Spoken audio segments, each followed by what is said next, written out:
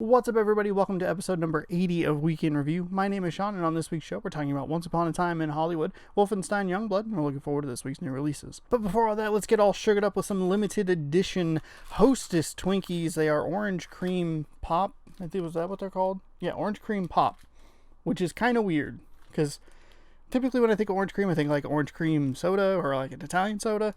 But I guess an orange cream pop, that works as well. I found these the other day. Now, the wrinkle in these is a little bit twofold. One, I don't actually really like Hostess Twinkies all that much, but if there's a Hostess Twinkie that can turn it around, it's an orange cream pop, because I really enjoy orange cream flavored things. The second wrinkle in this is that it's actually really oddly timed, because the Zombieland 2 Double Tap trailer came out, and like it looked fine. I liked the first one enough to go watch the second one. I'm assuming it comes out on 4K Blu-ray soon, so there is that going for it. So, thematically appropriate given that the Zombieland 2 trailer came out. Not intentional. Also, this bag is super greasy. It didn't make it super clean from the random convenience store that I bought it at and where I filmed the show. That sounds like I film it in a secret bunker. I don't. It'd be cool if I did, but I don't. But it feels icky, and I'm gonna have to deal with that for the rest of the show. So let's quickly eat these and make a determination on how good they are, so I can move on. This is the part of the show where I'm like, oh, I didn't prep this, and it's really noisy, and blah, blah, blah, blah, blah. And then, nothing ever changes, so why would I even bother to point it out? Ugh, I don't like the texture of these. I wish I had some gloves. Should have bought some gloves. Ew. They stuck to the thing? Ugh. Okay, well, it didn't come super cleanly off the thing. Okay. So, step one in this whole process, smelling. They smell really good. They smell like orange cream. The Twinkie isn't as orange as I thought it would have been. It's just going to be the cream filling inside, which I don't particularly enjoy. Like sweet snacks that are like cream filled, I just don't really like them all that much. I feel like I'm setting myself up for a lot of jokes there. So let's go ahead and give this a shot.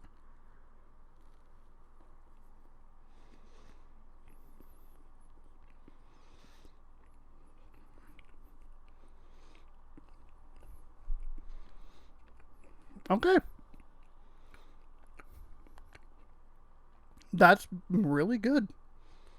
It's very flavorful with the orange. Wow. Wow. Wow. I actually like a Twinkie. Hey, what did I say? If there's one that can turn it around, it's this. That's really good. That's darn good. It's a good thing I bought two of them. Wow. This review is going to be short and sweet. They set out to make a Twinkie that has the taste of an orange cream popsicle, and they crushed it. Like, I can't believe how good that tastes, how well they did, how good that tastes. That came out all in a jumble. With limited edition items, typically it seems like the problem is they don't exactly know where to hit that sweet spot for the correct flavor, like the amount of flavor without taking away from the original enjoyment of the particular item. And I think with this they did a really good job with it. I'm not a big fan of Twinkies, so it's hard for me. Like, I'm not gonna sit here and be like, I'm gonna run out and buy 20 of them, but I also am not sitting here going like, this is the most disgusting thing ever, it makes me want to puke. They are really good, and I think from an objective standpoint, taking out my personal likes and dislikes, I think objectively looking at it and just going like, that orange cream flavor tastes like an orange cream pop. It's spot on. It feels like the flavor is right. It's a really, really good, which is a pleasant surprise. I don't know. That's a good limited edition item. That's a great limited edition item. And it does get like bonus points because it actually makes me want to eat a Twinkie, which is not something I would normally say, but I would eat these. Again, not going to rush out and buy any, but if you have them, I'll eat them. Now that the sugar has entered our bloodstreams, we're all hyped and excited. We can talk about a game, and we can talk about a movie, and we'll start with the game first. I think I used this hand, but I'm not 100% sure. Boy, that sugar is really hitting. Wolfenstein Youngblood is this week's game, and it is the fourth game in the Machine Games rebooted Wolfenstein franchise, Wolfenstein being one of the originators of the first-person shooter along with Doom. This is a game that I've been excited for quite a while, and actually gave me a reason to go back and play Wolfenstein The New Order, Wolfenstein The Old Blood, and Wolfenstein 2 The New Colossus. All of those are good games. The first two lay a great foundation, and then the Wolfenstein 2, which is technically the third game that they released, but third in the timeline, and it's all goofy and weird, but Wolfenstein 2 being just a masterfully good game with a terrific story, great characters, engaging, fascinating, wonderful game. I loved Wolfenstein 2. It was so very good. Wolfenstein Youngblood is an odd game for a number of reasons. The first three that were released were primarily machine games, and this one is a collaboration between Machine Games and Arcane Studios. Arcane Studios is best known for their Dishonored franchise, which is a first-person kind of open-world choice-based stealth game. That's a lot of words to put into a sentence or a description of a game, but that's what it is. It isn't what the Wolfenstein games are, which are first-person, combat-driven, linear games. The collaboration between those two studios creates a bit of an odd mishmash of a game, which is kind of a weird theme that we've seen with Bethesda this year, if you include Rage 2, which feels like two very segmented games combined into one and doesn't really gel super well. It's not that off-putting, but it's definitely not what I'm expecting or want from a Wolfenstein game, especially because I finished Wolfenstein 2, The New Colossus, the night before I started playing this game. I had a very clear idea of what those three games were doing and what is so odd about Youngblood. It does add a couple of little tweaks to the formula that I would like to see added into Wolfenstein 3. When you're sneaking around, there is a marker that appears now on enemies to let you know how aware of you they are. That's super helpful when you're trying to be stealthy. One of the things I ran into quite frequently in the previous three games in the series was not exactly sure where the vision cones were, because there's not much of a HUD going on in those games, and having that little triangle start gray and then slowly fill yellow to let you know, like, hey, this guy over here sees you and he's going to be a problem, is a super interesting mechanic that I really like. The game also adds a little bit more of an open world aspect to it, and an open world is like a bit of an over-explanation. It's more of like an open area. You take the metro to various parts of Nazi-controlled Paris, and you take care of missions in those areas. It's pretty simple, but the areas aren't super narrow, linear, like go from point A to point B. This did lead to me getting lost quite a bit. Thankfully, they added up in the upper, I believe it's the upper right-hand corner of the screen. They did add a little bit of a mini-map, which is very helpful. It's not necessary for the other games, which are much more linear, but for this game, it's really helpful. I still ended up managing to get lost quite frequently, and that was a little bit frustrating. But I also got lost on the U-boat in Wolfenstein 2 every single time they put me in there. Every time I'm just like, I don't know where anything is, and I can see the marker, and I don't know why it's all blended in. It's super weird. Speaking of markers, they also changed the color of the marker indicator, or the objective indicator, from white, which is very difficult to see, to orange, which is bright and clear and super, super helpful. And I can't thank them enough for doing that. Please make it an orange marker. Make it orange or yellow or like a lime green. Don't do white. It's very difficult to see. Thank you for changing that. And the biggest change of all is you play as BJ's twin daughters, Soph and Jess, and it's a two-player co-op game. You can either play by yourself with an AI companion, which is what I did, or you could play online with a real-life buddy. This is a cool idea in theory, but it seems like they thought because it's a co-op game and because you might be playing with someone, you're probably going to be having a conversation, we don't really need to focus on story. And there's another new mechanic in the game. There's a lot of like new stuff in this game, but none of it feels like it's super fleshed out, or it's just more frustrating than it seems like it's worth. There's a shared life mechanic that if one twin sister goes down, you can go over and you can revive them. Thankfully, the revival is very, very quick. That's really helpful in a pinch, because boy, the enemies can be a pain in the butt. We'll talk about that here in a minute. But if both sisters go down or one of them bleeds out, you lose a shared life. One of the frustrations is if you're playing with an AI partner like I was, and you're mashing on the A button, which is the please dear God help me button, she'll just kind of stand there. Like, she'll be like right next to you hanging out, and you're like down, and like, oh God, it hurts. Oh, can you pick me up? I'm right in front of you, right in front. She's like over your shoulder, like shooting some other dude, and I'm like, oh my god, just, you're right here, pick me up. We don't have any shared lives. If I go down, we're gonna have to restart the mission. And that's what happened. There is some like dumbness / weirdness with the AI enemies, where they'll get super honed in on your sister, and then you'll just stand there behind them shooting them, and you're like, this is weird. Like, you should be turning around at some point. You'll notice that I'm here, right? No? Are you good? Okay, let's talk about the story here for just one moment. The story is super simple. It has like a nice long cinematic, like it's like a 5 or 6 minute cinematic. You fly to Neo Paris, or New Paris, overrun by Nazis. Your dad, BJ Blazkowicz, is missing. He is the resistance hero that everyone loves and adores. You have to find him. That's basically the idea of the setup. That's about all the information they give you. One of the weakest points of this game is the lack of story. When you get to New Paris, you're basically given 3 main missions. You need to take down Brother 1, Brother 2, Brother 3, which are various Nazi strongholds that each have a certain strength. One of them is like a transportation thing, another one's like a munitions thing. I don't really know. They explain it once. It doesn't seem like it's all that important. A lot of this game doesn't feel very important, and all feels very thrown away. And you can also do side missions that are given to you by characters in the catacombs, which is your like home base area. The gameplay itself is a lot of fun, and I like the idea of like kind of the more RPG style sort of thing. You have like a character level, and then the enemies have levels, but they also have new additions in specific types of armor. They have like a light armor or a heavy armor, and certain guns are more effective against certain types of armor. So like you have an assault rifle that's good against heavy armor, or you have a machine gun that's really effective against light armor. And that idea is really good. I like it. It's an interesting little twist, or an interesting concept, but it doesn't do a whole lot from a gameplay perspective. It actually led me to be like really frustrated, because if you don't use the correct gun, it's a big pain in the ass. And because it feels like the ammo is so finite, and because it seems like you're down one like heavy armor gun, it can be a slog to get through sometimes. In that, like, all of this kind of culminated on the second day where I was playing it, and after the first day I had really enjoyed it. I was like, I don't understand why people are maybe not so hot on this or feel disappointed with it. I'm really enjoying it. But for whatever reason, that second day I kind of just hit my like fill limit with this particular game, and that really sucked. Playing on the second day also revealed a couple of extra issues that I don't think they thought out when they were thinking about how this game needed to be designed from an open world perspective.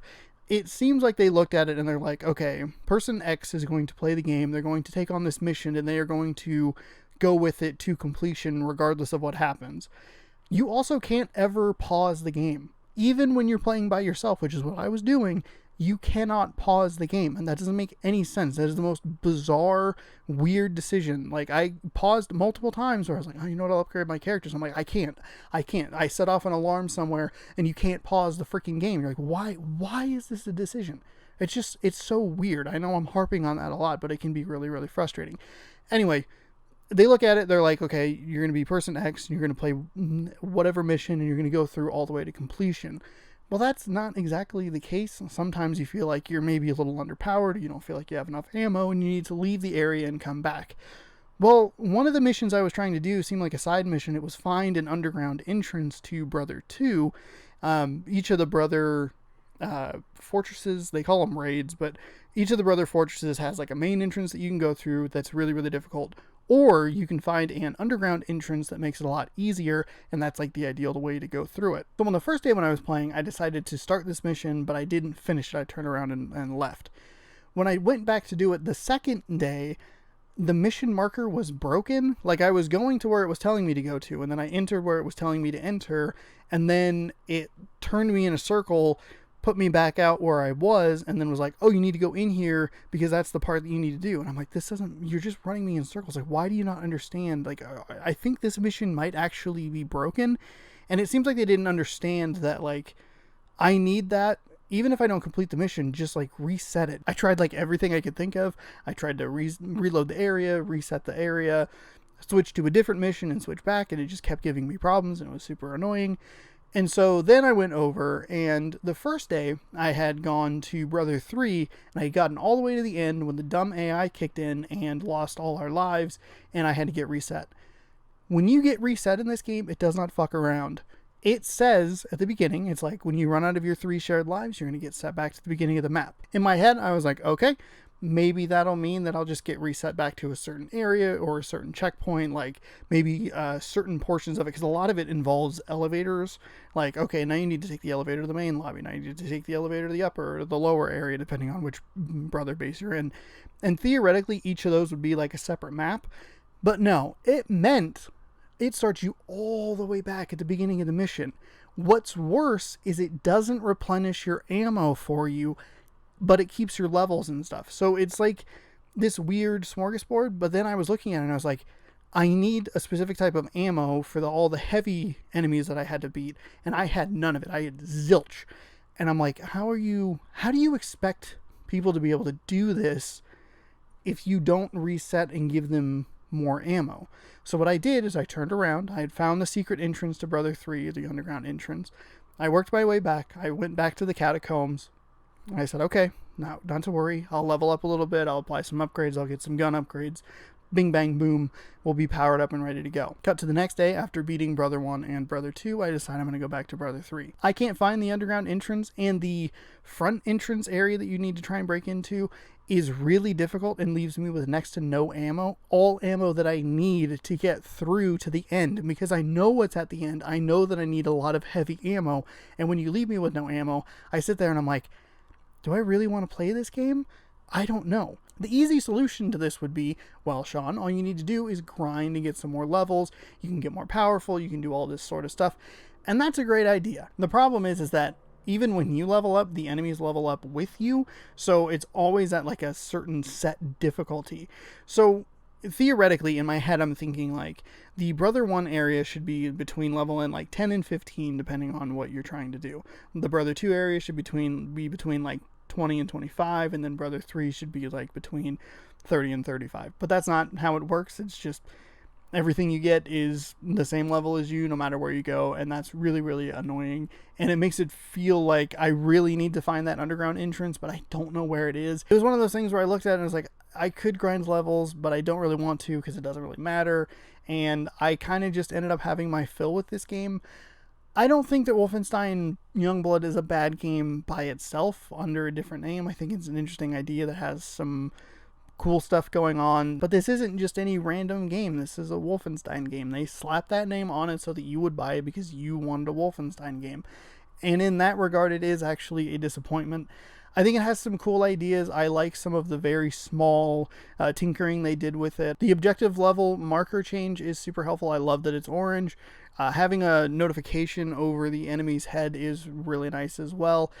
I like the idea of a leveling system, but this isn't what I want from a Wolfenstein game. I want like a very story-focused, more linear experience, and that's not what this is. It feels like everything's pretty throwaway, and there isn't really much of a reason to continue going. I think it has flaws in its mission design and like kind of checkpoint system.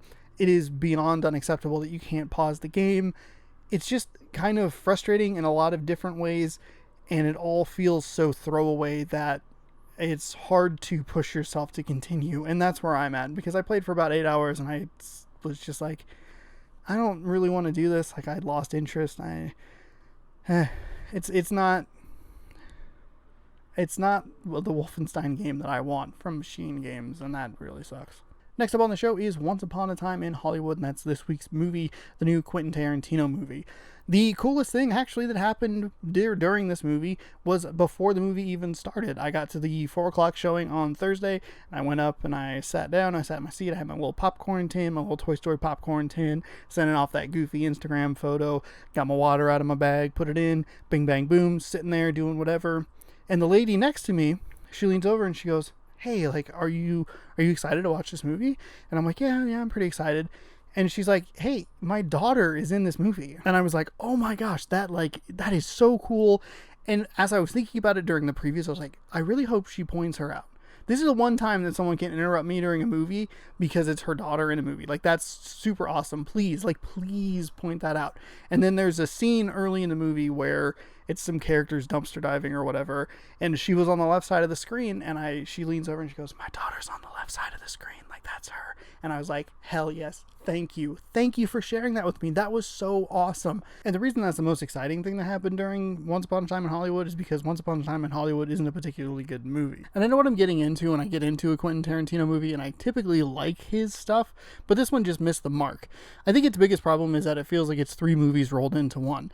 You have like the A story, which is the Leonardo DiCaprio Brad Pitt story, and how Leonardo DiCaprio is an actor who has clearly already reached the peak of his career. He's on that kind of downslide into the sunset era of his stuff, and like it's interesting because it can ask a question of like, how does someone deal with that? What do you do at that point? And that part's actually pretty interesting. I really liked Leonardo DiCaprio's performance in this movie. I thought he was really engaging and interesting and actually quite funny, which is not something I typically associate with Leonardo DiCaprio. And I especially liked Brad Pitt, who I think gets some of the best stuff in the movie. He has my favorite scene in the movie, which is the most like technically and dialoguely entertaining portion of the movie, where his character is a stuntman and he's Leonardo DiCaprio's stuntman, and he's having a conversation with Bruce Lee, and like it builds up to a really, really funny punchline. And that's one of the other kind of weird things about this movie is it cuts back to like flashbacks, almost like a weird like Simpsons like TV comedy sort of thing of, and then this happened, and then it flashes to like a joke sort of thing, and then cuts back to real time, but it doesn't really feel like any of that has any sort of reason to exist. And I think the movie's at its best when it's like on a movie set, like kind of behind the scenes sort of stuff, and we get to see Leonardo DiCaprio's character kind of evolve his like acting career. I just thought it was the most interesting and entertaining part of the movie. I liked the way that they shot, like they're filming a scene and like he forgets a line, but it's like all in one take, and I think he does a tremendous job of playing an actor who's playing another part who forgets a line, and like how do you show that on screen in a movie, and like this tremendous balancing act of he has to perform being in a performance, and it's like it's a really interesting thing to just watch on screen. And I don't think we get like enough of that because the movie decides to focus on 2 other things at the same time. At about the halfway point of this movie, we get introduced to the Manson family aspect of it. It's shown earlier in the movie, but it isn't really followed up on until Brad Pitt takes a hitchhiker back home, and then we're introduced to their ranch and this like super weird, creepy situation that they have set up there, which leads to a scene that is like really uncomfortable and weird, and just kind of makes the Manson family seem like they're an uncomfortable and weird group of people. It doesn't really seem like they're necessarily like ill-intentioned, and it's just, I don't know, it's like it's a super odd thing. Their motivations are also never really made clear, and it seems like it's almost like kind of a hodgepodge idea at the very end of the movie where they're like, oh, we're just gonna kill the people that taught us to kill on TV, and it's like, what? How fucking baked are you right now? Are you fucking stupid? Like, do you not see the irony in that? And then between those 2 plots, you get the completely unnecessary addition of Margot Robbie's Sharon Tate, who does absolutely nothing for the overall plot of this movie. I cannot stress how useless her character is to the plot of the movie. She, and this is not a joke, she goes to the Playboy Mansion, she buys a book, she watches herself in a movie theater, and that's it. And it's almost like Quentin Tarantino was sitting there and he's like, well, if I put this character in, then I can reference this character and I can bring these people in, I can go here. And it's like, but that doesn't have anything to do with anything. So it's this slow roll to like monotonous, like semi boredom with splashes of like interesting things that happen or good character moments or fun dialogue and an interesting sequence here and there. But it's just this thing of like, just get to your fucking point. At some point, you have to figure out, like, what the fuck is going on. The movie all of a sudden jumps forward 6 months, and then a climactic series of events happens. But at that point, I just don't give a shit anymore. I don't care about Leonardo DiCaprio and Brad Pitt's character enough to root for them to either win or lose this battle. I don't understand these other characters' motivations. I just don't give a shit at this point. And then Sharon Tate shows up at the very end for like 13 seconds. So when the advertisements are like, go see Margot Robbie and Leonardo DiCaprio and Brad Pitt Once Upon a Time in Hollywood, know that they only share the screen for a grand total of 30 seconds. And one of those scenes is she's in the background while Leonardo DiCaprio and Brad Pitt's character point out a different character that's in a car with her. that's how little they interact until the final 15 seconds of the movie. It is the most bizarre, weird thing. And it really hammers home the point at how pointless her character is. It's not like, I'm not trying to sound like an asshole. I'm not trying to sound like a dick.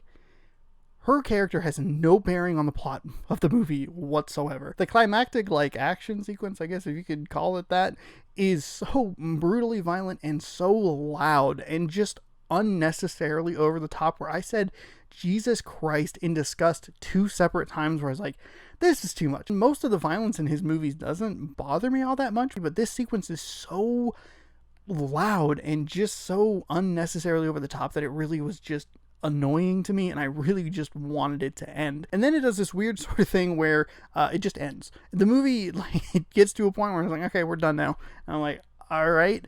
You never really seem to wrap up Leonardo DiCaprio's actor's storyline, and you never gave the attackers enough lead for me to ever feel like they're menacing or interesting at all. They kind of just show up, shit happens, and then the movie ends. And it's just this super weird mishmash of stuff that doesn't really add up to anything. And I just don't really care about this movie. There are interesting aspects to this movie. There are interesting characters and funny moments here and there, but it's just kind of this slow roll into monotonous boredom that I was just so whatever by the time the movie ended. I was like, I don't care at this point. I'm fine with this being done. I did not need to see this in the theater. If I had missed this in the theater, I wouldn't have missed anything. This definitely falls in the one and done category for me. Finally, on this week's show, we'll take a look at the new releases. On Blu-ray, there's nothing. In theaters, you have Loose and Them That Follow. And then on the game side, you have The Church in the Darkness, Madden NFL 20, and Love Island of the Hearts. I'm not exactly sure what the streams are going to be this week. They will be Wednesday, Friday, Saturday, and Sunday. I'm going to probably try a little bit of Madden NFL 20 on Wednesday, and then Friday I might try and do The Church in the Darkness, but we'll see. But there will be streams, don't worry. I just don't know what they're going to be. Don't forget to fill up your bracket at Challonge, that's CHALLONGE.com/SEPT, SEPT, Mascot Madness, and you can join in on September 4th when that tips off. It's going to be a lot of fun. If you missed the reveal stream, that's up. It was from last Wednesday. I went through all the matchups. You get to see all the mascots on screen, and you can make your picks along with the video. It's very easy and a lot of fun. Thank you so much for watching this week's episode of Week in Review. If you like the content, scroll on down and hit that subscribe button, and if you like it even more, you can scroll on down and let me know what you thought of Wolfenstein Youngblood, the limited edition Twinkies that are sitting half-eaten in front of me, or Once Upon a Time in Hollywood. Tell me what you think of those things. You heard my thoughts here. Do you agree? Do you disagree? Let me know down below. Be sure to check out the streams on Wednesday, Friday, Saturday, and Sunday over on twitch.tv/ShaunosaurusRex, and be sure to check back every Tuesday right here for more Week in Review. We'll see you later. Or see you next week, I guess. Shit.